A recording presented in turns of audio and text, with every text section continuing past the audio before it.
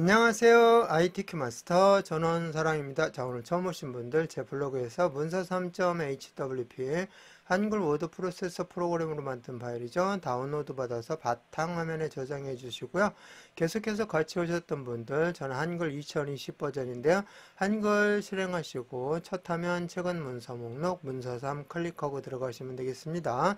자, 다른 방법으로 내 컴퓨터에서 불러오기를 해보겠습니다. 자, 여기 클릭하시고 블로그 창 열려지게 되면은 우리는 저장도 바탕화면, 다운로드도 바탕화면 있기 때문에 바탕화면 클릭해 보시면 문서 3 있습니다. 클릭하고 열기 눌러주시면 되겠습니다.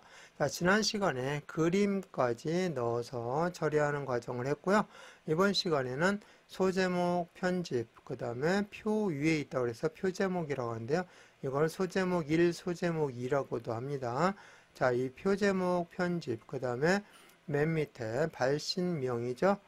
발신 기관명. 그래서 이 발신명을 처리를 하는 과정까지 해서 하고요.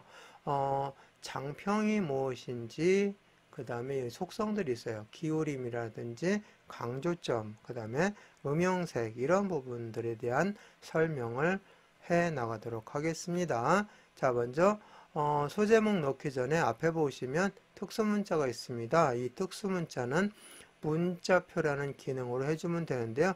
문자표는 단축키로 컨트롤키 누른 상태에서 F10 눌러도 되는데 여기서는 메뉴를 한번 사용해 보도록 하겠습니다. 자, 입력 탭 눌러주시면 문자표가 여기 있습니다. 자, 문자표는 한번 사용을 하게 되면은 여기를 누르게 되면은 계속 사용된 것이 나타나게 됩니다. 자, 그럴 때는 아래쪽 눌러서 메뉴를 활용하시면 되겠습니다. 자, 처음이기 때문에 여기 위 아이콘 눌러도 문자표 속성창이 열려지게 될 겁니다. 자, 이 특수문자는 한글 HNC 문자표에서 전각기호 일반 해놓고 자, 이쪽에서 해당 내용을 찾아주시면 되겠죠. 자, 아래로 내려가니까 여기에 나와 있습니다. 마름모 속에 또 마름모가 채워진 내용이죠. 자, 클릭하시고 넣기 눌러주시고요. 요 사이는 한 칸이 띄워져 있습니다. 그래서 스페이스바 눌러서 띄워주시면 되겠고요. 똑같은 내용이 아래쪽에도 있으니까 이제 여기 표 제목 클릭하시고 한번 사용하면은 어떻게 한다 그랬죠? 예, 문자표 여기 이미지 클릭하면 그대로 들어간다 그랬죠? 이렇게 들어가게 됩니다. 그리고 스페이스바 이렇게 한번 눌러주시면 되겠고요. 아니면 여기 블럭 설정하고 복사해서 컨트롤 C 눌러주시고 여기다 놓고 컨트롤 V 해서 붙여넣기 해서 사용해도 되겠죠. 자, 이렇게 해서 특수문자를 문자표로 해서 넣는 과정 해보았습니다. 자, 그러면 이제 소제목부터 꾸며보도록 하겠습니다. 이 전체 글꼴이 도둠 18포인트입니다.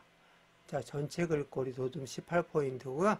나머지 속성들 하향이라든지 음영색 파랑은 이 부분만 특수문자를 뺀 나머지 부분만 해당이 되니까 일단 글꼴만 여기서 적용을 해주시면 되겠습니다. 자, 요 줄 앞에서 마우스 포인터 이렇게 바뀌었을 때 클릭해 주시면 이 소제목 전체가 블록 설정이 되죠. 자, 이 상태에서 글꼴은 그냥 서식도구 모음에서 처리해 주시면 됩니다. 자, 먼저 함초론 바탕이라고 되어 있는 거 클릭해서 블록 설정이 된 상태에서 도둠 이렇게 입력하시면 안 보이죠? 일단은 그럴 땐 모든 글꼴 딱 눌러주시면 도둠의 선택된 모습을 볼 수가 있죠. 이 상태에서 엔터 쳐주시면 되겠고요. 크기 클릭해서 18 해서 엔터 쳐주시면 되겠습니다. 자, 이렇게 해서 전체적으로 특수문자까지 포함해서 글꼴을 적용했고요. 이제는 여기 이 부분만 이렇게 제목 내용 부분만 블록 설정해서 여기에 있는 하향, 그 다음에 음영색 파랑을 설정하도록 하겠습니다.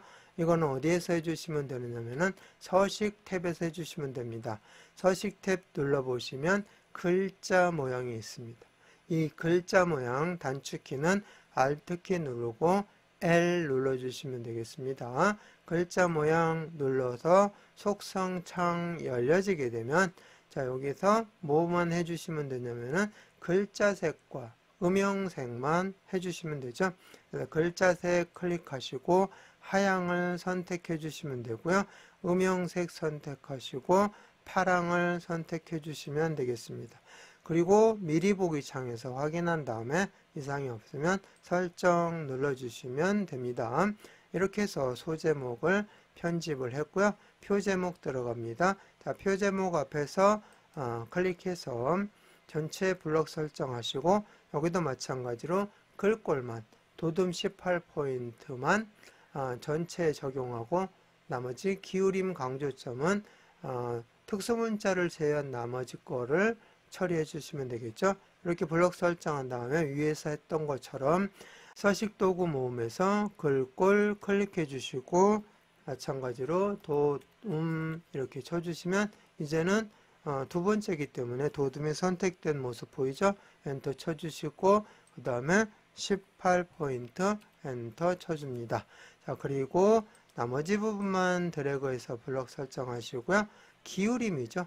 자, 근데 아까처럼 서식 탭에 글자 모양 눌러서 기울임은 속성에 있습니다. 속성에서 기울임 눌러주시고 그 다음 나와 있는 것이 이제 강조점인데요. 강조점은 전체가 다 선택이 되어 있는 것이 아니기 때문에 설정 눌러주시고 빠져나가서 자, 강조점이 있는 부분만 이제도 블럭을 설정합니다. 블럭 설정하시고 글자 모양 눌러서 확장 탭으로 갑니다. 확장 탭에서 보시면 기타에 강조점이 있어요. 여기 현재 이렇게 되어 있는 것은 강조점 없음입니다. 나중에 여러분들이 여기 넣은 강조점이 잘못됐을 때는 다시 들어와서 확장해서 기타 강조점에서 없음으로 처리를 해 주셔야 돼요. 여기는 체크 마크죠. 체크가 되는 거 이렇게 미리 보기 창에서 확인하시고 설정 눌러주시면 되겠습니다. 그리고 축제 일정도 똑같은 방법으로 블럭 설정하시고 서식 탭에 글자 모양 그 다음에 확장해서 강조점 체크 선택하시면 미리 보기 창 확인할 수 있죠. 자, 그리고 설정 눌러주시면 표 제목도 완료가 되었습니다. 자, 이제 아래쪽으로 내려가서 발신명에 대해서 처리하겠습니다. 발신명 앞에서 마우스 포인터 바뀌었을 때 클릭해 주시면 전체 블럭 설정이 되고요. 마찬가지로 서식 탭 글자 모양 들어가서 기본 탭으로 가셔야 되죠. 이제 기본 탭으로 가셔서 보면은 글꼴이 궁서 24포인트죠. 자, 궁서니까 여기 글꼴 선택이 된 상태에서 궁서 이렇게 입력하시면 돼요. 그리고 선택된 상태로 그 다음 넘어갑니다. 24포인트 크기죠. 여기 클릭해서 24 이렇게 입력해 주시고요. 자, 그 다음 내용 보니까 진하게가 나와 있죠. 진하게는 속성에 있습니다. 진하게 눌러주시고 자, 장평 105%죠. 장평은 무엇을 얘기했냐면은 한 글자의 너비를 얘기합니다. 100이 기본값이고 100보다 크면 너비가 넓어집니다. 한 글자의 너비가 넓어지게 되죠. 자, 그리고 100% 미만으로 주어지게 되면은 기본값보다 줄어들게 됩니다. 그래서 최소 반절인 50%, 그 다음에 최대 200% 2배 이렇게 장평을 설정할 수가 있습니다. 자, 여기서는 105죠. 그러니까 더블 클릭하시고 105 이렇게 입력해 주시면 약간 너비가 넓어진 것을 확인할 수가 있습니다. 자, 이렇게 해서 다 했으니까 설정 눌러주시면 되고요. 이제 마지막 오른쪽 정렬은 서식도구 모음에서 해주시면 됩니다. 그래서 서식도구 모음에 여러분들 거는 옆으로 나란히 되어 있을 겁니다. 근데 저는 왼쪽에 문제를 주다 보니까 꺾어져서 표시가 되어 있는데요. 여기 보시면 오른쪽 정렬 있습니다. 자, 그래서 오른쪽 정렬까지 해주면 전체적으로 글꼴 편집에 관련된 것들을 마무리할 수가 있습니다.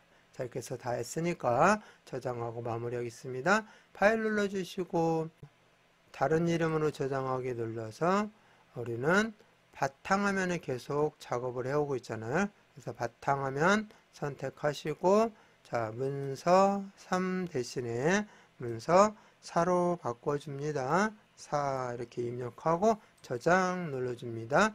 제목 표시줄에 문서 4라고 나와 있으면 제대로 저장된 거니까 이번 시간 마치겠습니다.